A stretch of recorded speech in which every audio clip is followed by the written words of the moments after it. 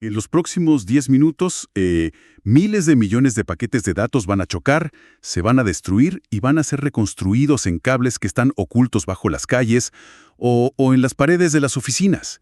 Y la verdad, nadie va a notar absolutamente nada. Claro, es que todo el mundo asume que hacer clic en un enlace genera una respuesta, digamos, por arte de magia. Pero la infraestructura física y lógica que sostiene esa ilusión, es una zona de guerra constante contra las leyes de la física y el caos eléctrico. Totalmente. Y esa es precisamente la misión de nuestra inmersión profunda de hoy. Bienvenidos. Vamos a desarmar esta maquinaria invisible. Y para esto tenemos un material fascinante. Son unas filminas de clases universitarias de ingeniería en sistemas. Sí, apuntes muy detallados sobre redes de datos y dispositivos de interconexión. Es un material excelente. Y fíjate que la idea de hoy es ir al fondo de cómo los dispositivos gestionan físicamente esta avalancha de información, ¿no? Asumiendo que quienes nos escuchan ya manejan conceptos básicos como direcciones IP y MAC. Exacto. Así que, para arrancar, el material hace mucho hincapié en el viaje de los datos, específicamente en el encapsulamiento. Ok, analicemos esto porque me genera dudas. O sea, sé que añadir encabezados al bajar por el modelo OSI es fundamental, pero a nivel de hardware ¿no resulta terriblemente ineficiente envolver la misma carga útil, digamos, 4 veces antes de enviarla, como si fueran muñecas rusas? ¿Le estás sumando peso en bytes a cada paso? A ver, ineficiente desde la perspectiva de la carga útil, sí, un poco. Pero es absolutamente vital para la interoperabilidad. O sea, el encapsulamiento no es solo poner etiquetas por ponerlas. Es construir un vehículo de transporte modular. Claro, como empacar un producto en una fábrica. Tal cual. Cuando una aplicación genera datos, esos datos son agnósticos respecto al medio físico. Así que, al descender a la capa 4, se convierten en un segmento. Luego bajan a la capa 3, se añade el encabezado IP y se forma un paquete. Y finalmente, en la capa 2. Exacto. En la capa 2 se añade el encabezado MAC y el tráiler de comprobación de errores. Ahí ya tienes la trama final. Esa redundancia permite que un router intermedio, por ejemplo, solo necesite desencapsular hasta la capa 3. Claro, no tiene que abrir toda la caja, digamos. Lee la IP, toma una decisión de ruta y listo. No le importa si es un video o un correo. Eso es. Y lo bueno de estas filminas es que sugieren una regla heurística muy elegante. Una especie de atajo. Así, la regla de origen y destino. Mencionan que si al monitorear el tráfico, la dirección IP de tu equipo coincide con la IP de origen del paquete, entonces estás ejecutando el encapsulamiento. Eres la fábrica original. Exactamente. Y por el contrario, si coinciden las direcciones de destino, el equipo está desencapsulando. Es un método deductivo muy sólido para diagnóstico. Y el desencapsulamiento es igual de riguroso, ¿eh? La máquina receptora no abre todo de golpe. Va subiendo capa por capa, me imagino. Sí, lee el encabezado de capa 2, verifica la MAC, extrae el paquete y tira ese encabezado. Luego en la capa 3 lee las IPs y así. Cada capa solo habla con su capa homóloga en el otro extremo. Convertirse en voltaje físico. Pulsos eléctricos en un cable de cobre o luz en una fibra óptica. Y supongo que aquí entra a la cancha la tarjeta de interfaz de red, la famosa NIC. La mismísima NIC. Sí. Y la NIC hace el trabajo sucio. Opera, digamos, a caballo entre la capa 1 y la capa 2. Pero mi duda es, ¿la NIC simplemente traduce unos y ceros a electricidad? ¿O tiene inteligencia? ¿Tiene autonomía de procesamiento? tiene muchísima autonomía y tiene que tenerla. Para empezar, tiene su dirección MAC grabada a fuego en una memoria ROM desde la fábrica. Es su identidad única a nivel mundial. Ajá. Gracias a eso, la NIC monitorea constantemente el medio físico, leyendo fluctuaciones de voltaje y solo interrumpe a la CPU principal del equipo si detecta que una trama entrante lleva su dirección MAC o una dirección de difusión, un broadcast. O sea que funciona como un primer filtro de hardware. Si la trama no es para tu computadora, la NIC la descarta a nivel de silicio antes de siquiera molestar al procesador principal. Es brillante. Es un ahorro de recursos vital. Y además, los apuntes mencionan que ejecuta el CRC, el control de redundancia cíclica. ¿Cierto? Y esto no es solo sumar los bits para ver si coinciden, ¿verdad? Hay una matemática compleja ahí ocurriendo en tiempo real antes de enviar la trama al cable. Matemática pura y dura. El hardware de la NIC toma los bits y ejecuta una división polinómica módulo 2, usando un divisor estándar. El residuo de esa división lo pega al final de la trama. Y cuando llega al destino, Los datos vuelve a ser exactamente la misma división polinómica. Si el residuo da 0, la trama está intacta. Pero si da cualquier otro número, significa que hubo ruido eléctrico en el camino. Un pico de voltaje, interferencia, algo alteró un bit. tal cual. Y en ese caso, la NIC receptora destruye la trama sin piedad.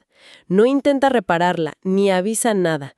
La descarta silenciosamente y listo. Es un mecanismo implacable. Ahora, supongamos que la NIC emite esta trama perfecta al cable. Y aquí, históricamente, las filminas documentan que empezaba un verdadero caos. Pasemos a la evolución del control de tráfico. Uy, sí, el medio compartido. El viejo jobo concentrador. Claro, imaginemos una sala donde todos gritan al mismo tiempo. Sabiendo que el hub operaba solo en capa 1, yo asumo que su función era meramente regenerar la señal. O sea, si entraba voltaje por el puerto 1, amplificaba ese voltaje y lo disparaba por todos los demás puertos al mismo tiempo. Esa es la definición técnica de un repetidor multipuerto. El hub era completamente ciego a los datos.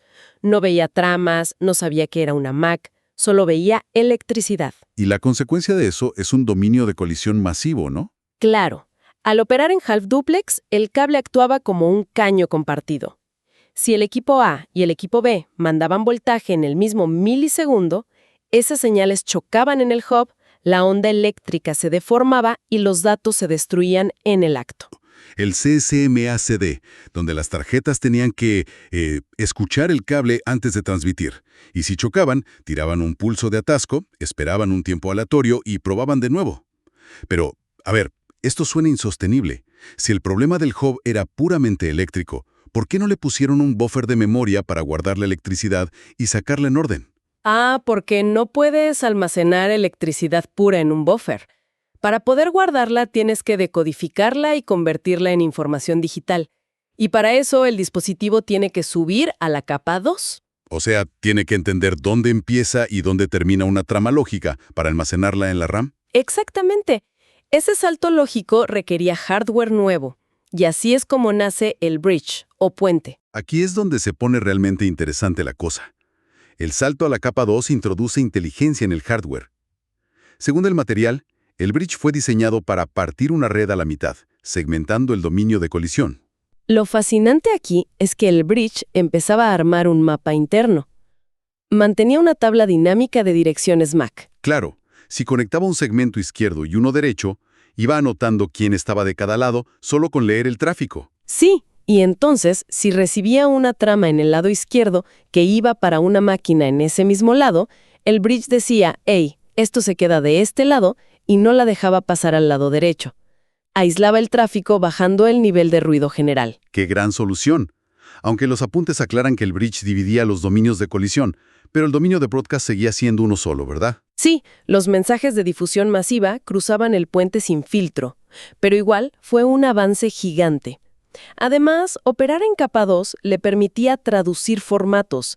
Podía recibir una trama Ethernet por cable y enviarla por el otro lado en formato de Wi-Fi. La interoperabilidad. Pero claro, un puente de 2 puertos no escala para una empresa entera. Y ahí entra el maestro moderno de todo esto. El switch. O conmutador. El switch. La evolución natural hacia la topología de estrella. Toma la inteligencia del bridge y la mete en cada puerto individual. Entonces, ¿qué significa todo esto en la práctica? Los apuntes afirman que en un switch, cada puerto es su propio dominio de colisión independiente. Sí, totalmente aislado. Y eso anula la necesidad del protocolo CSMACD, porque ahora operan en full duplex. Tienen cables dedicados para transmitir y para recibir simultáneamente. Todo directo a la placa del switch. Hardware. Pero el switch necesita saber en qué puerto está cada computadora. ¿Cómo arma su tabla de direcciones MAC, que aquí le dicen tabla CAM? Porque arranca vacío o no. No sabe nada cuando lo enciendes. Arranca con la tabla en blanco en la memoria RAM y aprende siempre de la MAC de origen. Si la máquina A envía algo y entra por el puerto 1, el switch anota MAC de A igual a puerto 1. Ok, y si esa trama va dirigida a la máquina D, pero el switch todavía no sabe en qué puerto está D. Ahí aplica fuerza bruta pero controlada. Se llama inundación unicaz desconocida. El switch agarra la trama y la dispara por todos los puertos activos al mismo tiempo, menos por el que entró. O sea, es como si yo me paro en medio del barrio con un megáfono a gritar el nombre de alguien. Todos los vecinos me escuchan, pero solo la persona que busco me responde. Exacto. Y en el instante en que la máquina D responde su respuesta entra al switch, el switch lee su MAC de origen, anota su puerto y listo. Mapa completado. A partir de ahí, el canal es privado y directo. Y el silencio vuelve al barrio. Y esta tabla tiene un tiempo de vida, ¿no? Un temporizador. Sí, un TTL. Si una máquina no transmite por unos minutos, el switch borra su entrada de la RAM. Así evita mandar tráfico a un puerto donde la computadora tal vez ya fue desconectada. Espectacular. Ahora, las fuentes se adentran en un territorio más de diseño y consideraciones de compra, más allá de la cantidad de puertos y si son de gigabit o de 10 gigabits. Hacen una distinción clave entre switches genéricos y administrables. Es una distinción crítica para entornos corporativos. El genérico es plug and play. Hace esto de la tabla CAM y listo.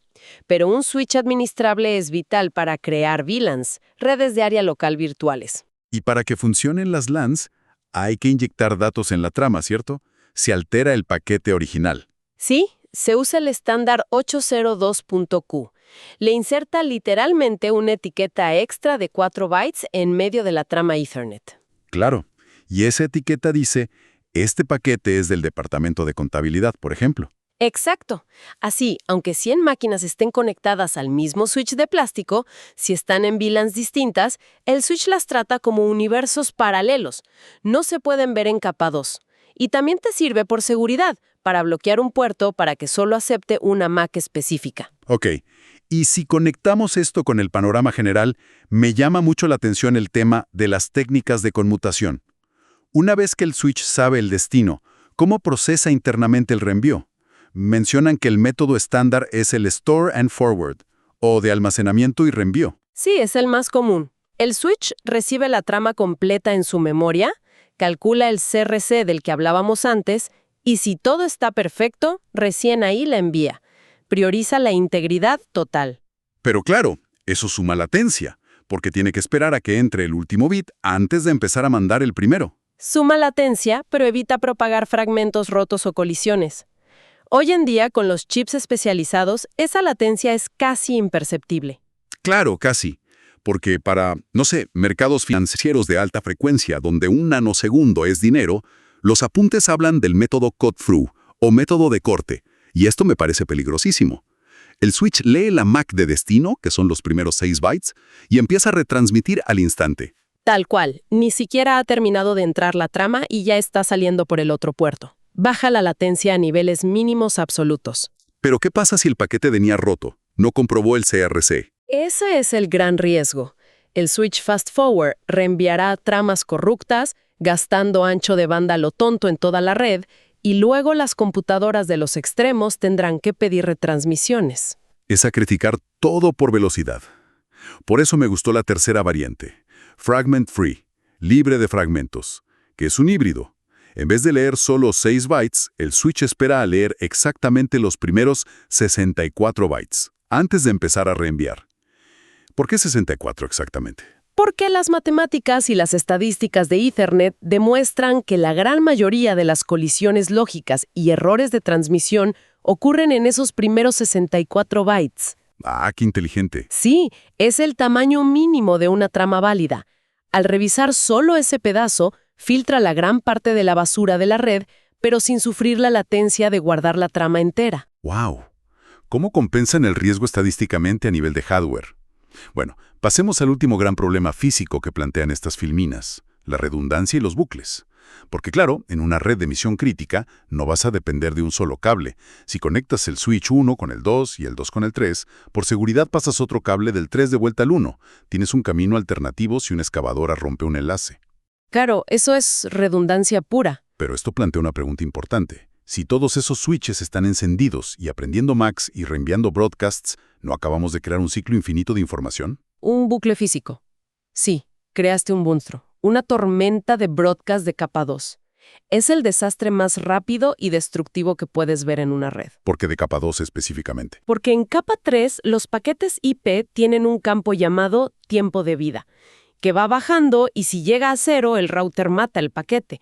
Pero las tramas de capa 2 no tienen fecha de caducidad, son inmortales. Uf, o sea que si el switch 1 manda un broadcast, el 2 lo recibe y lo pasa al 3 y al 1. El 3 lo recibe y lo devuelve al 2 y al 1. Y el tráfico se multiplica exponencialmente a la velocidad de la luz. En microsegundos, tu red queda bloqueada al 100%, las tablas CAM colapsan y nadie puede comunicarse. El fin del mundo digital. Y la solución que detalla los apuntes es el Spanning Tree Protocol, el famoso STP. ¿Cómo hace un algoritmo para tener cables de respaldo físicos sin que la red colapse por el bucle? El STP es pura teoría de grafos. Los switches empiezan a enviarse unos paquetitos especiales llamados BPDUs cada 2 segundos. Ajá, o sea que hablan entre ellos. Sí, y comparan un número que tienen asignado su Bridge ID. Ese ID se forma combinando una prioridad que tú configuras más la dirección MAC del switch. Y el que tiene el número más bajo gana una elección y se convierte en el root bridge, el puente raíz. Es como el rey de la topología lógica, digamos. Todo gira en torno a él. Tal cual, una vez que hay un rey, todos los demás miden cuál es el camino más rápido y barato para llegar a él. Y cuando encuentran que hay un camino redundante, que está formando un bucle físico... Ahí es donde cambian los estados de los puertos, ¿verdad? Exactamente. El STP decide bloquear lógicamente uno de los puertos. Lo pone en estado de bloqueo. Físicamente el cable sigue conectado, la luz del puerto está prendida, pero el switch ignora los datos de usuario y no aprende MACs en ese puerto. Pero sí sigue escuchando los paquetes BPDU del protocolo. Sí, se queda atento. Con ese puerto bloqueado, rompiste el ciclo circular. Tienes un árbol libre de bucles. Y la magia de la redundancia entra en juego cuando hay un desastre. ¿Qué sucede si se cae el enlace principal entre el switch 1 y el switch 2? El cable se cortó. Como los BPDUs dejan de llegar por el camino principal, el protocolo nota que el enlace murió. Inmediatamente, ese puerto de respaldo que estaba bloqueado despierta. Transiciona al estado de escuchar, luego a aprender y finalmente entra en estado de reenvío activo. Todo de forma automática, sin que un ingeniero tenga que bajar a conectar un cable al centro de datos. Y en cuestión de segundos, mantiene la infraestructura funcionando. Bueno, para sintetizar toda esta coreografía técnica increíble que repasamos. O sea, las aplicaciones encapsulan datos ciegamente, luego pasamos por la tarjeta de red que verifica matemáticamente los errores con el CRC. Exacto. De ahí superamos el caos de colisiones de los hubs viejos. Totalmente, gracias a la inteligencia de los switches, que aprenden la red sobre la marcha, anotando direcciones en su RAM, aplican técnicas de conmutación especializadas y, como si fuera poco, usan el STP para evitar que las mallas redundantes implosionen en tormentas de broadcast. Es un ecosistema formidable. Y fíjate que todo este poder industrial no es solo para grandes corporaciones. El caso que mencionan las fuentes, el de los módems hogareños, es revelador. Esa cajita de plástico que tienes en tu casa es un dispositivo todo en uno. Claro, lo conectas y listo, pero tiene mucho adentro. Tiene un módem, un router de capa 3, un access point para tu Wi-Fi y esas 4 bocas amarillas de atrás son un switch de capa 2 completo, con su tabla MAC y aprendizaje independiente, todo integrado. O sea, un milagro de miniaturización y autoaprendizaje a bajo costo. Y creo que eso nos deja con un pensamiento final bastante provocador para quienes nos escuchan. Si los ingenieros lograron comprimir todo esto, cálculos de integridad, conmutación ultrarrápida y evasión de bucles en una cajita de plástico económica, ¿hasta qué punto somos conscientes de la fragilidad de nuestra conexión diaria? Es muy vulnerable, claro. O sea, dependemos absolutamente de estas redes silenciosas, pero toda su inteligencia reside en memoria RAM, volátil y tablas de enrutamiento temporales. Si ese hardware simplemente se le corta la energía por un segundo, borra todo su aprendizaje y vuelve a la ignorancia total. Tiene que empezar de cero a reconstruir el mapa con inundaciones y gritos en la red. Una infraestructura invisible de la que dependemos para vivir, trabajar e interactuar, sostenida por una memoria efímera que puede desaparecer en un abrir y cerrar de ojos. Fascinante.